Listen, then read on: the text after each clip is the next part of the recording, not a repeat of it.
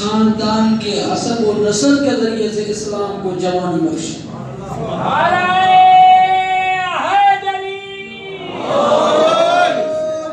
آج کا دن باب الحوائج حضرت علی اصغر علیہ السلام کی ولادت کا دن کسی سے مخفی نہیں کہ اگر یہ شہزادے اس دنیا میں تشریف نہ لاتے تو امام حسین علیہ السلام کی تحریک بھی مکمل نہ ہوتی اور کربلا کا کردار بھی ادھورا رہ جاتا. بلکہ میں یہ کہہ دوں اور میں اس پہ کہنے سے خفا نہیں ہوگا کہ حضرت علی اصغر علیہ السلام کی ولادت کے بعد امام حسین علیہ السلام نے اسلام کے قیام کے لیے یزید کے خلاف قیام کرنے کے لیے اپنے آپ کو مدینہ کی سے قیام کرنے کے لیے آمادہ کرنا شروع کر دیا. کیونکہ اب معلوم ہو گیا کہ کربلا کی تحریک کو بچانے والے کے نام کی شخصیت کا نام علی اصغر ہے.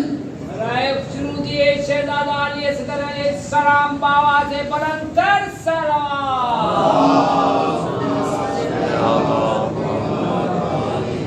تاریخ اسلام میں انبیاء، اولیاء، اوصیاء، ائمہ میں سے پہلی ذات جسے باب الحوائج کا لقب ملا وہ حضرت علی اصغر کی ذات ہے. نہ تو بول سکتے تھے، نہ چل سکتے تھے، نہ ہی کوئی تیر چلایا، نہ تلوار چلائی، لیکن ایک ایسا کردار انجام دیا کہ دین کو ایسی تقویت ملی، بلکہ دین نہیں کہوں گا، وحدانیت کو تقویت ملی، رسالت کو تقویت ملی، قرآن کو تقویت ملی، نبوت کو ایسی تقویت عطا کی کہ اللہ نے کہا کہ علی اصغر کوئی عام بچہ نہیں، یہ باب الحوائج ہے.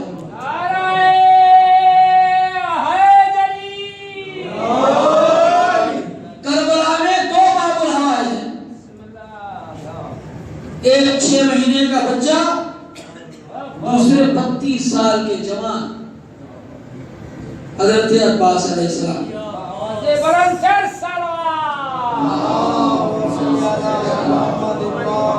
حضرت عباس علیہ السلام کے لیے تو کہہ سکتے ہیں کہ حضرت عباس نے مولا علی کے زمانے میں زندگی گزاری،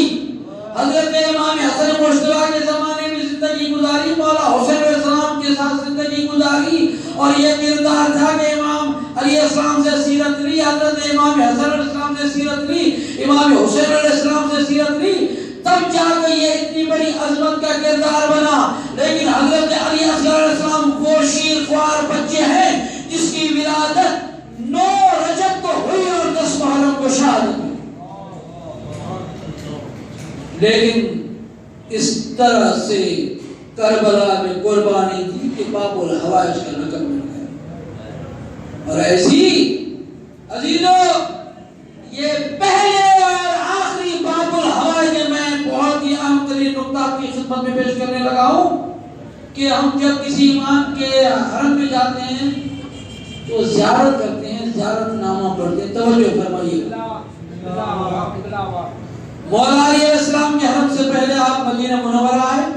رسول خدا کی زیارت، پھر ہمارے وہاں پہ 4 اماموں کی زیارت، پھر حضرت سیدہ کی جائے زیارت، اور حضرت امام حسن مشتبہ کی، امام حضرت باقر علیہ السلام کی، امام جعفر صادق علیہ السلام کی، امام زین العابدین علیہ السلام کی، پھر کربلا میں امام حسین علیہ السلام کی، پھر نجف میں مولا علی علیہ السلام کی، پھر امام رضا علیہ السلام کی، امام موسیٰ کاظم علیہ السلام، امام محمد تقی علیہ السلام، امام علی نقی علیہ السلام، امام حسن عسکری علیہ السلام، امام زمان علیہ السلام تک کی جو زیارت ہے، ہم زیارت نامہ پڑھ کے زیارت پڑھتے ہیں. کیوں زیارت پڑھتے ہیں؟ تاکہ ان کے فضائل کا اعتراف کر کے خدا سے ہم اپنی التجا کریں، اپنی پریشانیاں دور کریں، تسلسل کو برقرار رکھنے کے لیے یہ زیارت نامہ پڑھتے ہیں. توجہ فرمائیے، تسلسل کو اپنے اور خدا کے درمیان برقرار رکھنے کے لیے زیارت نامہ پڑھتے ہیں کہ اس کی زیارت کر رہے ہیں، اس کے ہم کلام ہیں، یہ عظمتوں کے کامل ہیں، یہ عظمتوں کے مالک ہیں۔ واحد باب الحوائج حضرت علی اصغر علیہ السلام کی ذات ہے جس کا کوئی زیارت نامہ نہیں ہے۔ علماء علم کلام کہتے ہیں کہ حضرت علی اصغر اس باب الحوائج ذات کا نام ہے۔ یہاں پہ حضرت علی اصغر کا واسطہ آپ نے دیا، خدا فوراً آپ کی مشکل کو حل کر دیا۔ اتنی بڑی عظمت ہے حضرت علی اصغر علیہ السلام کی، اتنا بڑا مقام ہے کہ کوئی زیارت نامے کی ضرورت نہیں۔ آپ کربلا جائیں، آپ کو حضرت علی اکبر کی زیارت کا زیارت نامہ ملے گا، حضرت قاسم کا زیارت نامہ ملے گا، شہدائے کربلا کا زیارت نامہ ملے گا، حضرت عباس کا زیارت نامہ ملے گا۔ خود مولا حسین علیہ السلام کے مختلف طریقے سے زیارت نامے ہیں سوائے حضرت علی اصغر علیہ السلام کے۔ یہاں پہ آپ نے اللہ کو حضرت علی اصغر کا واسطہ دیا، مشکل حل وہ باب الحوائج ہے۔ اس کی ولادت کا دن بھی آج، اور شب ولادت امام محمد تقی علیہ السلام۔ کوثر ہے، بعض نے کہا کہ اولاد رسول ہے، بعض نے کہا کہ اس سے مراد سیدہ ہے، اکثر نے کہا کہ حضرت اس سے مراد حضرت سیدہ ہے۔ عزیزو، تحقیق کے مطابق کائنات میں جو سب سے زیادہ اولاد جانی پہچانی جاتی ہے وہ سادات بنی فاطمہ ہے۔ لوگوں نے کہا تھا کہ آپ ابتر ہیں، اللہ نے ایسا جواب دیا کہ ہر ایک کی نسل ختم ہو جائے گی، اگر کسی کی اولاد یا نسل قائم رہے گی وہ فاطمہ زہرا کی نسل قائم رہے گی۔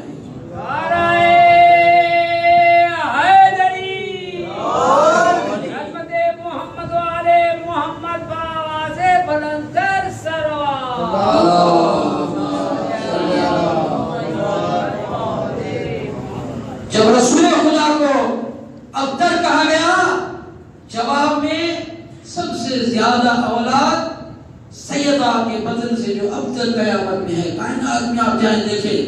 آپ کو کوئی بھی قوم ملے گی محدود ملے گی، کوئی بھی قوم یا ممکن ہے آپ کو پاکستان میں ملے، وہ آپ کو ایران میں نہ ملے، ممکن ہے ہندوستان میں نہ ملے، عراق میں نہ ملے، لیکن واحد سیدہ کا خاندان ہے جو کائنات کی ہر جگہ پہ موجود ہے۔ سید آپ کو ضرور ملے گا، یا وہ رضوی ہوگا یا تخوی ہوگا، نقوی ہوگا، زیدی ہوگا، جعفری ہوگا، حسینی ہوگا، موسوی ہوگا، بہرحال سیدہ کے اولاد میں سے جو نسل چلی تھی وہ قیامت تک باقی رہے گی۔ اس کا جواب خود خدا نے دیا کہ ہر نسل ختم ہو جائے گی، فاطمہ کی نسل قیامت تک باقی رہے گی۔ یہ پہلے معصوم تھے جنہیں ابتر کا لفظ کہا گیا اور جواب خدا نے دیا، اور رسول خدا کے بعد جس معصوم کو ابتر کہا جاتا تھا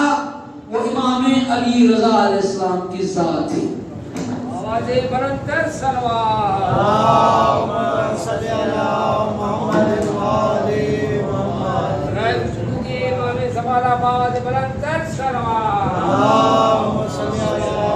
امام علی رضا علیہ السلام کو جب اولاد نہ تھی تو ابتر کہتے تھے کہ اسے کوئی اولاد نہیں ہے، اب اس سے امامت نہیں بڑھے گی، اور بہت سارے وہاں پہ قبیلے بننے لگے، بلکہ میں یہ کہوں کہ فرقے بننے لگے، زیدی بھی بننے لگے، وہ جعفری بھی بننے لگے، کچھ امام رضا علیہ السلام جو واقعیات کے نام سے مشہور ہو گئے تو کچھ زیدی مشہور ہوئے، لیکن امام رضا علیہ السلام نے فرمایا تھا کہ نہیں، اللہ تعالیٰ مجھے ایک ایسا بیٹا دے گا جس سے امامت کا سلسلہ جاری ہوگا اور قیامت تک وہ امام باقی رہے گا، جس کا رسول خدا نے وعدہ کیا تھا کہ میرے 12 جانشین ہوں گے، اس میں سے میرا بیٹا ضرور پیدا ہوگا۔ اور امام محمد تقی علیہ السلام کی جب ولادت ہوئی تو حضرت امام علی رضا علیہ السلام نے اپنی ہمشیرہ کو کہا کہ آپ میرے گھر میں تشریف رکھیں، اللہ تعالیٰ مجھے ایک ایسا بیٹا دینے والا ہے جس سے امامت کا آغاز ہوگا، بلکہ جس سے امامت چلے گی اور اس سے دوسرے امام ہوں گے، اور 12واں امام اس کی نسل سے ہوگا انشاءاللہ تعالی۔ روایت کرتی ہے مولا کی ہمشیرہ، رات کا ٹائم ہوا، امام محمد تقی علیہ السلام کی والدہ کا نام حضرت امام محمد تقی علیہ السلام کی والدہ کا نام حضرت سبیکہ خاتون۔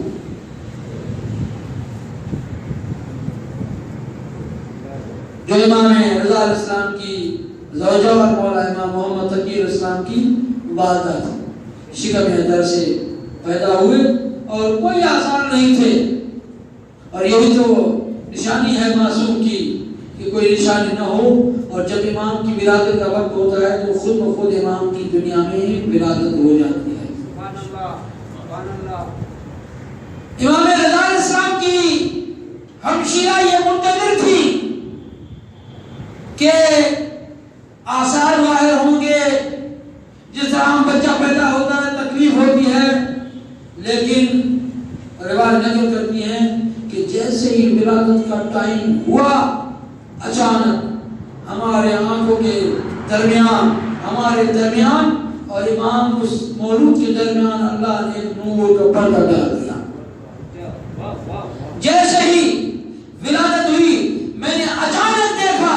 کہ ایک بچہ روئے زمین پہ ہے، جو زمین پہ سجدہ کر کے یہ کہہ رہا ہے اشہد ان لا الہ الا اللہ وحدہ لا شریک لہ واشہد ان محمدا عبدہ ورسولہ واشہد ان امیر المؤمنین علی ولی اللہ۔ امام محمد تقی علیہ السلام نے پیدا ہوتے ہی خدا کو سجدہ کر کے بتلایا کہ یاد رکھنا تم بڑے ہو کے خدا کو سجدہ کرتے ہو، سمجھ کے ہم وہ امام ہیں جو دنیا میں آتے ہی خدا کو سجدہ کرتے ہیں۔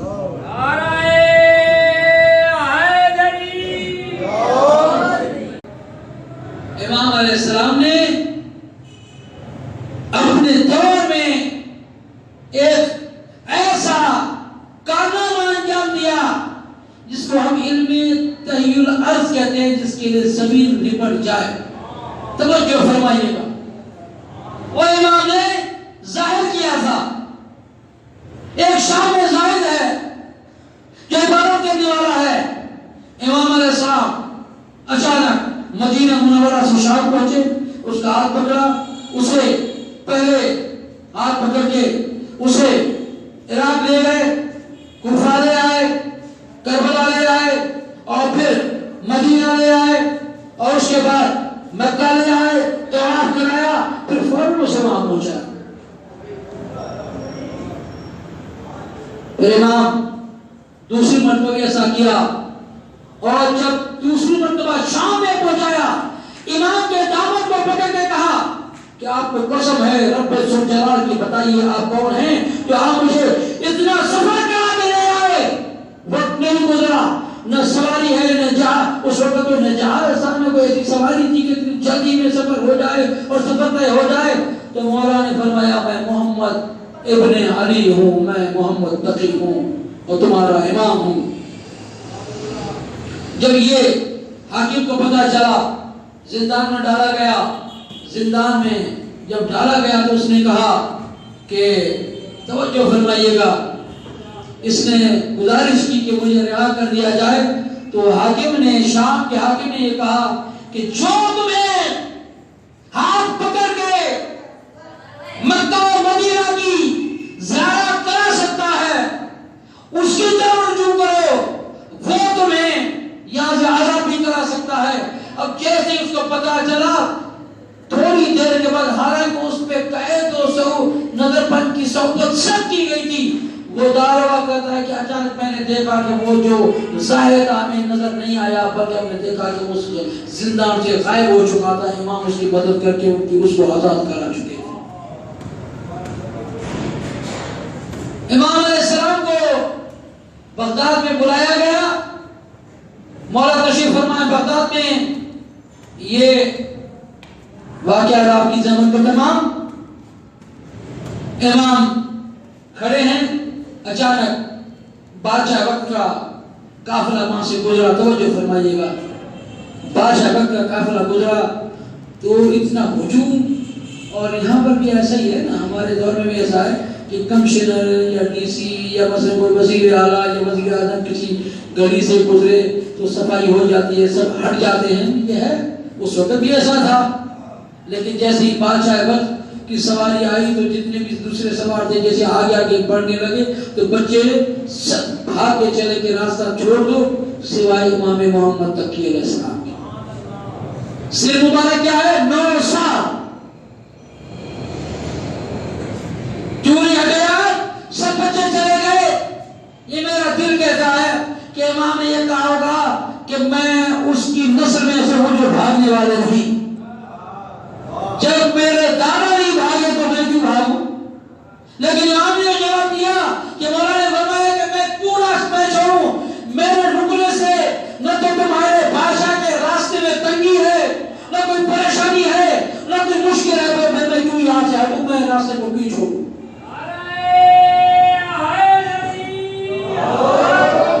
بادشاہ گیا شکار کے لیے، اپنے باز کو شکار پہ چھوڑا، وہ گیا،